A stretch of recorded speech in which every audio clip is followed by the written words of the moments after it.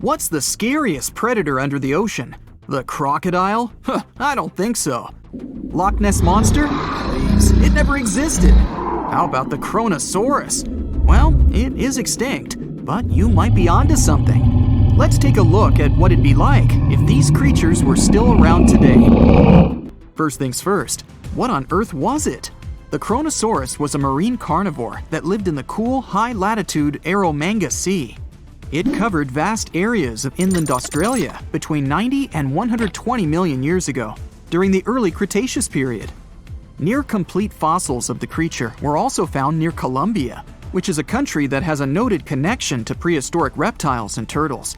This fact makes it extremely possible that the monster I'm about to describe existed worldwide.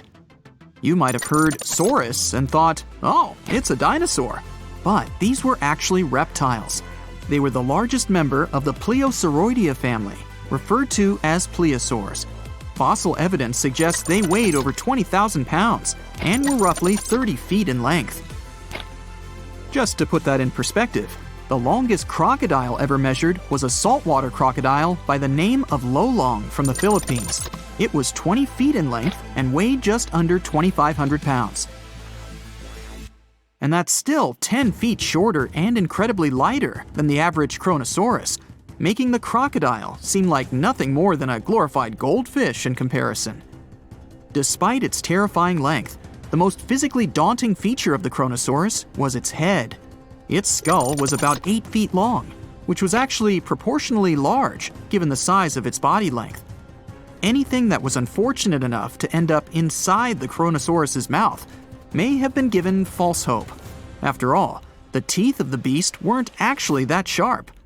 On second thought, I take that back. I wouldn't feel confident around a toothless snake, let alone being inside the mouth of this monster. But it's true that the Kronosaurus's teeth weren't sharp, especially when compared to other carnivorous reptiles, such as crocodiles and alligators. The teeth of this prehistoric sea creature were instead conical. This means that they were cone-like in shape. Unfortunately, this lack of sharpness didn't make them less dangerous. The teeth were enormous and could be up to 12 inches long from the crown tips to the bottom of the roots. This obviously meant that the Kronosaurus had an extremely powerful bite. It was estimated to be up to 30,000 newtons, which is almost twice as powerful as the bite of a large saltwater crocodile. Because of the bluntness of their teeth, they weren't suited for twisting their prey once in their grasp, but the size and shape of the teeth made them perfect for simple open and shut biting. They would have had no problem crushing hard objects such as the toughest of shells any sea turtle could offer. Just like crocodiles, the Kronosaurus is believed to have had a short neck. This may have been an adaptation to allow the beast to successfully catch small evasive animals. Their body, in general, was fusiform and streamlined. This means it was narrowed at both ends and had very little resistance to the flow of water. The Kronosaurus was also equipped with 4 paddle-like limbs. The hind limbs were larger than the front ones. They could span approximately 7 feet in diameter. All in all, this set the Kronosaurus up to effortlessly propel itself through the waters and be an ultimate predator. Predator X, if you will? That's the name that was given to the fossil of a creature discovered near Svalbard, a Norwegian island group, in 2009. The fossil was identified as a 50-foot-long, 100,000-pound monster with a bite force of 33,000 pounds per square inch. This might be the highest bite force of any known animal.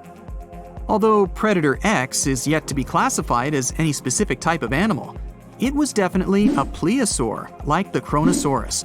And even if it wasn't Predator X, the Kronosaurus was still most definitely a ferocious titan when it roamed Earth's oceans.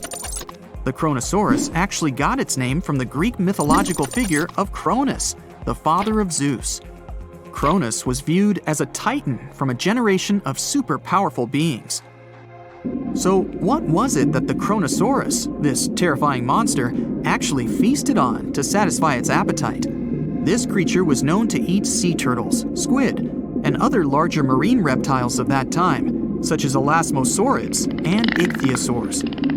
This suggests that if crocodiles existed in the realms of the Kronosaurus, they too might have turned into lunch for the beast. There's evidence from the fossil remains of the Kronosaurus that suggests that they also feasted on sharks, which I know is a disappointment to those of you who view that beast as the king of the ocean. Not when the Kronosaurus was around, my friend.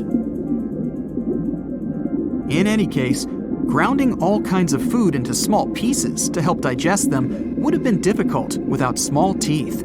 This explains the presence of rounded stones found in many of the remains of these sea creatures. Researchers believe these stones may have been swallowed to control buoyancy or to help process food. It's also entirely possible they were accidentally swallowed while feeding on other animals from the seafloor. As if the Kronosaurus even needed to be a meanie with its already existing power and size, there's also evidence to suggest that it indeed might have been. It turns out that after using all its impressive attributes to catch its dinner, the Kronosaurus first liked to play with its food, like a cat does with a mouse. I guess since the hunt was so easy for them, they needed to get their fun from somewhere else. Well, I think now you should have a good idea about these creatures. So let's ask ourselves what it would be like if they were still around today. And by the way, why aren't they? Well, the Kronosaurus was completely finished off by the same KT meteor that took out the dinosaurs 66 million years ago. But even before this catastrophic event, they were coming under increased pressure from an even bigger and more vicious family of carnivorous marine reptiles known as mosasaurs. You can't always be a top dog, I guess, or rather, top marine reptile. But what if this never happened, and they were still roaming Earth? Well, this might be obvious, but can you imagine what kind of impact that would have on sea tourism? Based on the impact that famous movies about sharks and killer whales had, what do you think the presence of a Kronosaurus in the ocean would do to beaches? The very creature that would eat sharks and whales for breakfast. Beaches would certainly become a great place to go for a quiet walk, because nobody else would even be there. And what about such activities as boating, surfing, and scuba diving?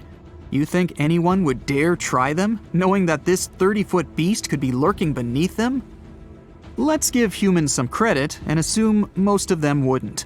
This would cripple the global sea tourism industry, which is responsible for earning roughly $143 billion every year. Just to make sure this shocking point hits home, the most expensive yacht to ever roam the ocean was called the History Supreme.